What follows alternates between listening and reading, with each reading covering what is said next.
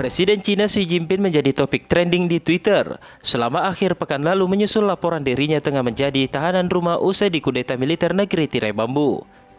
Beredar desas-desus bahwa sang presiden ditahan usai digulingkan oleh Tentara Pembebasan Rakyat Cina.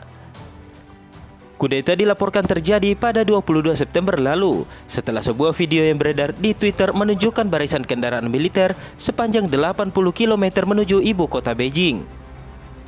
Namun, video yang berdurasi kurang dari 1 menit itu tidak memperlihatkan jika antrean kendaraan militer memang membentang sejauh 80 km.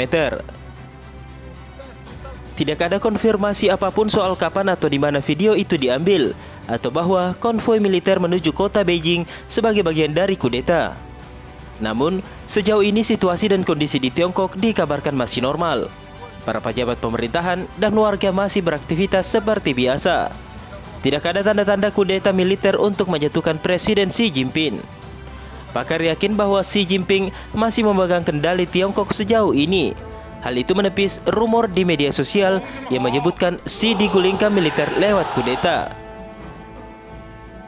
Tidak munculnya Xi di publik diduga kuat masih menjalani karantina usai pulang dari Uzbekistan.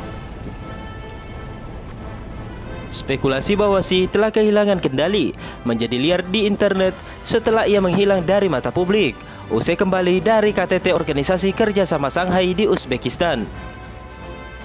Terakhir kali Xi terlihat di depan umum adalah pada KTT Organisasi Kerjasama Shanghai di Samarkand, Uzbekistan.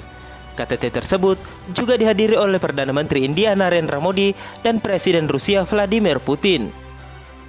Sebuah laporan yang belum diverifikasi menyebutkan bahwa sejumlah penerbangan dan bus serta perjalanan kereta telah dibatalkan. Situs website Bandara Internasional Ibu Kota Beijing menunjukkan bahwa beberapa penerbangan dibatalkan, beberapa lainnya dijadwalkan, sementara yang lain tertunda atau sudah mendarat. Data penerbangan Tiongkok juga dibagikan di Twitter dan disebut tidak ada gangguan penerbangan. Visual briefing publik oleh pejabat senior Tiongkok yang menunjukkan bahwa pemerintah berfungsi normal.